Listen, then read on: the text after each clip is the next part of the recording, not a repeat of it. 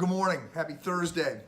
Welcome back to this ongoing reflection on the book of Hebrews, the letter to the Hebrews, the sermon to the Hebrews, which is a big celebration of Jesus. And it's written in the 60s to help those who were going through some sort of crisis.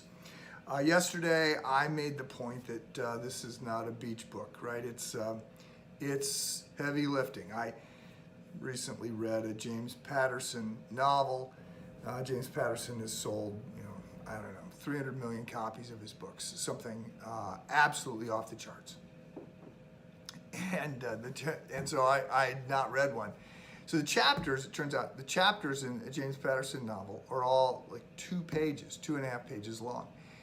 Alex Cross is his protagonist, and so I read this book, and I kept waiting, in one sense, for it to start. I didn't care, didn't draw me in. There wasn't a lot there.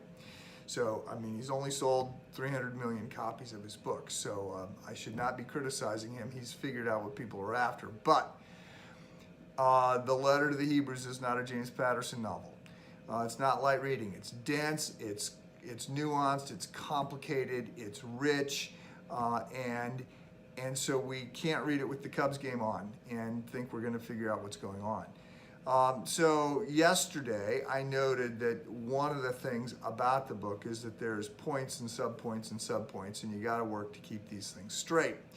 And then we looked at one of them. So after celebrating chapter 1, Jesus is, the air, he's the creator, He's the sustainer, he's the radiance of God's glory, he's the exact representation of his being, he's bigger than, better than anyone and anything. After that, we move into this argument in chapter 2 that in light of who he is, and in light of the fact that you would obey a lesser person than Jesus, how much more should we obey Jesus? And then we get this brief little break, and this is what we looked at, this personal warning in which the writer says, how will we escape this crisis? How will we escape if we neglect so great a salvation?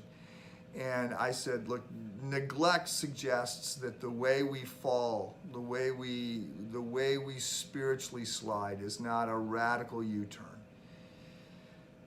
It's neglect. It's failing to feed our soul. It's failing to do the right things. It's a slow fade.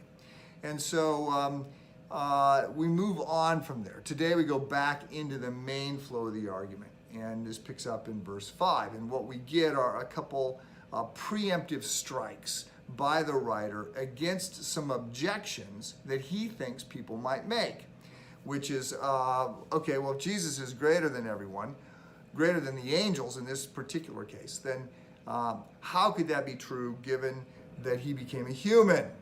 So you have a Platonic thought here, right? The physical world is bad. That's common thinking in that era. And so he addresses that, and then he also addresses a second thing. How could he be greater than the angels? Because he dies, and the angels don't die. So these are not our concerns, right? Today nobody cares about this. Like, nobody says, well, I believe in Jesus, except he became a person, and so he's less than the angels, and so he can't be the greatest being. Look, we don't think about these things. We're much more materialistic. We're much more utilitarian than people were. We actually, it's an odd thing, and it's changing a little bit. It used to be, 70s and 80s in particular, maybe into the 90s, you could be considered a well-educated person without having any understanding of the spiritual world. And that just had never been true before. It's true in the West today, largely true in some of the former Soviet bloc countries. Was true, obviously, during the Soviet era in those kind of settings. But it was not true then. And so this was an argument. And so we get this discussion about this. He talks a little bit about it in 1:13. To which of the angels has he ever said, sit at my right hand until I make your enemies a footstool for your feet? And then down in verse 5 of chapter 2, he picks it up again. For it was not to angels that God subjected the world to come, of which we are speaking. And then he says it's testified somewhere, which is sort of he knows where it's testified. And his Psalm 8 is what he's going to refer to. His writers, his listeners know. He's writing to a Jewish audience. They know their Old Testament really well. And so they understand that he's referencing Psalm 8. What is man that thou art mindful of him, the Son of Man, that you care for him? You made him a little while lower than the angels. You have crowned him with glory and honor, putting everything in subjection under his feet. So the argument that gets made here, just to cut to the chase, is that, look, we will be, people, you in Christ, you will be greater than the angels in the future.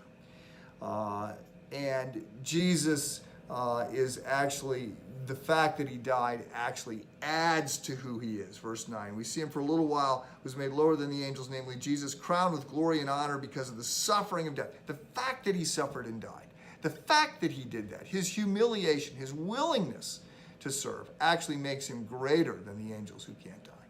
So, look, here's the deal. You're going to hear in the book of Hebrews 100 ways and 100 different angles, the writer pounding home the idea that Jesus is greater than anyone else. Today it would probably be Jesus is greater than, I don't know, capitalism. Jesus is greater than technology. Jesus is greater than the chief of the UN. Jesus is greater than anyone and anything. That's the big theme in the letter to the Hebrews. We get a little subpoint on that today. So again, he's bigger than your problems. Have a good day.